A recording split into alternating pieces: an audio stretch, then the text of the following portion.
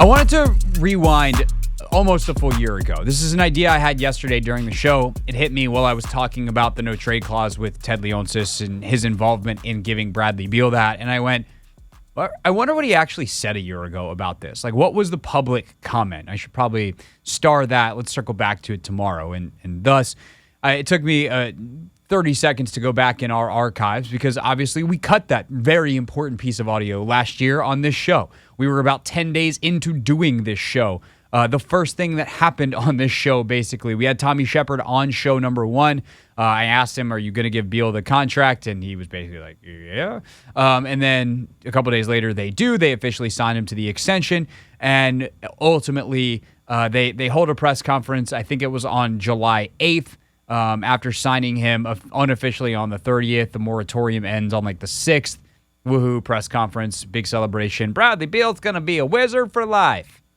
Here we are, less than a year later. Bradley Beal is on his way to the Phoenix Suns. So what did Leonsis say about this no-trade clause? And I think before I hit play on this, it is important for me to reiterate something that I have. I don't know if you want to call it reported, stated. I'll call it reported. I will put that journalistic gravitas to this statement. I have reported, as have others, it's not original reporting by any stretch, that it was essentially Leonsis who gave Beal the no-trade clause. That it was not that for all of the mistakes that Tommy Sheppard made, some of which feel like bigger mistakes now with the benefit of hindsight than they did at the time even. For all the mistakes that Sheppard made, Tommy Sheppard didn't want to give Bradley Beal a no-trade clause. He's the general manager. He doesn't want to handcuff himself. Why would he do that? No other player in the league has it. There is no precedent for that. But whether it was directly Leonsis or Leonsis handcuffing Sheppard into it by saying, do whatever it takes to keep him happy, and then Beal going, well, let's see how far we can milk this, and then Sheppard being like, well, it said do whatever to keep him happy, and he wants the no-trade clause, so I better not say no. Whether it was direct or indirect, that level of detail, I do not know. But it certainly was Leonsis, the feeling of those that were involved in around this extension. It was certainly a feeling like that was Leonsis' call. That's what I've been told. Take it for what it is. So, with that said, Leonsis asked last year at the press conference with Beal, what was the impetus? What's the reasoning? Why in the world did you give Bradley Beal the no-trade clause? You have to trust me that I've come back from a lot of league meetings. Okay, hold on. Anytime you start an answer as a billionaire with, you've got to trust me, I'm already skeptical, but continue, Mr. Leonsis. You have to trust me that I've come back from a lot of league meetings. I'm back on my way out to Vegas, and several fellow NBA owners have said, I wish we had a relationship like you have with your players. There's a lot of movement, a lot of non-partnership that you see around the league, and for there to be a public statement that essentially says we have a player who wants to be here and serve out his contract, as do we, that allows your general manager to plan and to be able to have the confidence that your best player, your bedrock player, is a part of the process. I'm going to pause it there because there are two possibilities on that.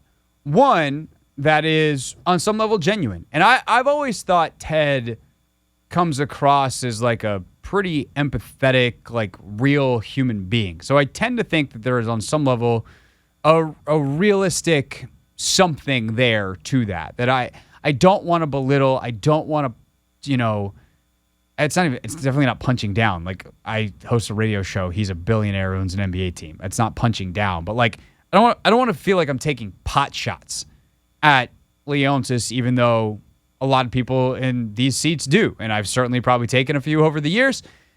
But at the end of the day, like, the relationship element to sports is something that I think Leonsis genuinely cherishes.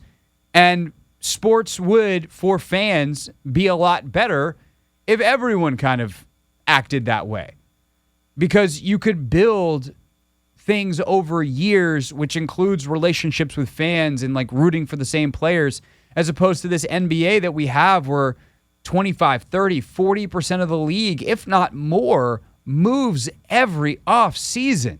Like, good luck buying a jersey unless it's Giannis's or Jokic's. Like, if you're a Phoenix Suns fan who bought a Chris Paul jersey 2 years ago, you probably felt pretty good that Chris Paul would be there with Devin Booker and they would, they make the finals and like, yeah, Chris Paul's going to ride it out in Phoenix till he retires. Now he's maybe going to have a Wizards jersey printed for him, or he's going to have a buyout or whatever.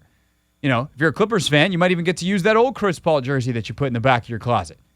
Like, it's crazy. There's a graphic going around that if Paul plays here in Washington, the Westbrook, Paul, John Wall trio will have just been traded for each other to the point that they've all played for the same teams. They will have all played for, obviously Paul will have more, but they will have all played for Washington, Houston, and the Clippers. All three of Paul, Westbrook, and Wall. It's nuts. But the idea, the other side of that, the more cynical take on that, is that other owners think Ted Leonsis is a sucker, and they tell him, like, hey, man, great job with that no trade clause. I wish we had that. And then they walk out of the room laughing, going, man, that guy stinks at business. That guy gave up all his leverage in the name of partnership. Because here's the flaw, right? Forget who thinks who is what.